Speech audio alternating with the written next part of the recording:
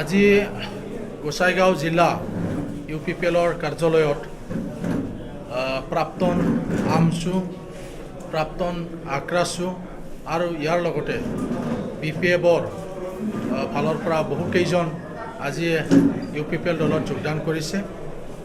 তো ইয়াৰ ভিতৰত সংগঠনত দীৰ্ঘদিন ধৰি কাম কৰা বহুকেইজন বিষয়ববীয়াসকল আছিল। গোসাইগাঁও কোডৰ আমাৰ এডভকেটসকল আছিলে। তো আজি আমাৰ যি দলত যোগদান কৰিলে তাত আমি সুখী অনুভৱ কৰিছোঁ। আগন্তুক গোসাইগাঁও যি বিধানসভাৰ যি নিৰ্বাচন আছে, ইয়াত আমাৰ বাই ইলেকশ্যন, এই বাই ইলেকশ্যনত আমি এতিয়াৰ পৰাই আমাৰ দলে আমি লাগি আছোঁ। যোৱা যি নিৰ্বাচন, সেই নিৰ্বাচনত ক'ত আমি ভোট পোৱা নাছিল, ক'ত আমি কিমান ভোট পাইছিলোঁ, এইবিলাক আমি পুংখানুপুংখভাৱে আমি চালি জাৰি চাই আছোঁ। আৰু সেইমতেই আমাৰ UPPL দলৰ পৰা যি বাই ইলেকশ্যন হ'ব, ইয়াৰ কাৰণে আমি দলৰ পৰা আমি সাজু আছোঁ।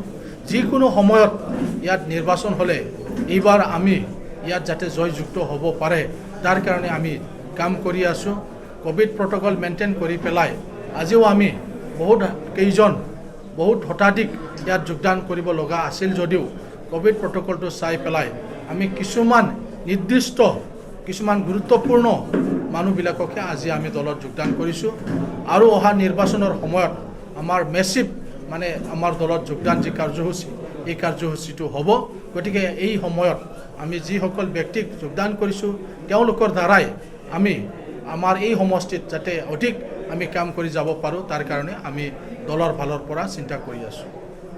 এই দলটো এই যি বিধানসভা যিটো সমষ্টি, এই বিধানসভা সমষ্টিটো আমাৰ UPPL দলৰ আছিলে।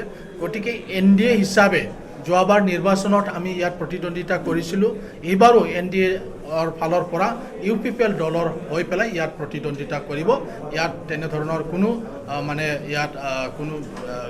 বেলেগ কোনো কথা নাই। গোসাইগাঁও সমষ্টি আৰু তামোলপুৰ যি দুটা সমষ্টি, সেই দুটা সমষ্টিটো NDAৰ ফালৰ পৰা UPPLক দিয়া হৈছিলে।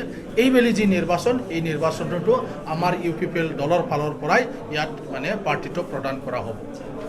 চাওক, এইটো আপোনালোকেও দেখি আছে যে BPFৰ বহুকেইজন MCLA UPPL দলত যোগদান কৰিছে, কিছুমানে BJPত যোগদান কৰিছে।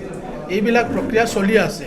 সদ্যহতে যি কথাবিলাক আলোচনা চলি আছে, বিশেষভাৱে তেওঁলোকৰ দল BJPৰ লগত চামিল হ'ব, এই কথাবিলাক চলি আছে। এই কথাটো অৱশ্যে আমি গম পোৱা নাই, কিন্তু আমিও শুনিছোঁ বা মিডিয়াৰ যোগেদি আমি গম পাই আছোঁ তেওঁলোকৰ কিছুমান মানুহ অতি সোনকালে BJP দলত যোগদান কৰিব, তেনেকুৱা কথাবিলাক ওলাই আছে, যিটো আমিও বাহিৰৰ পৰা আমি দেখিবলৈ পাইছোঁ। যোৱাকালি তেওঁলোকে দলৰ হৈ পেলাই চিফ মিনিষ্টাৰৰ ফাণ্ডত তেওঁলোকে 25 লাখ টকা তেওঁলোকে দান দিছে, ডনেশ্যন দিছে। এই কথাটো বা সেই পিকচাৰটো চাই পেলাই বিভিন্ন ধৰণৰ ইয়াত আলোচনা হৈ আছে, ক্ৰিয়া প্ৰতিক্ৰিয়া হৈ আছে। গতিকে আমি নাভাবোঁ তেওঁলোকে তেনেকুৱা এটা সিদ্ধান্ত লৈছে বা BJPয়ে তেনেকুৱা এটা সিদ্ধান্ত ল'ব, সেই কথাটো আমি ভবা নাই। কিয়নো আগতেও কোৱা হৈছিল BJP দলৰ ফালৰ পৰা যে কিবা যদি কৰিব লগা আছে তেতিয়াহ'লে UPPL দলৰ লগত আলোচনা কৰা হ'ব, তেওঁলোকে যিহেতু কথা দিছিল। সেই গতিকে আমি নাভাবোঁ যে তেওঁলোকে UPPLক নজনোৱাকৈ তেনেকুৱা এটা সিদ্ধান্ত ল'ব।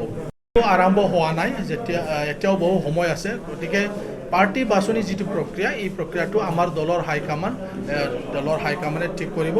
যাকেই নিদিয়ক বা যিয়েই নহওক, আমাৰ দল ইয়াত জিতিব লাগে, ইয়াক লৈহে আমি কাম কৰি আছোঁ।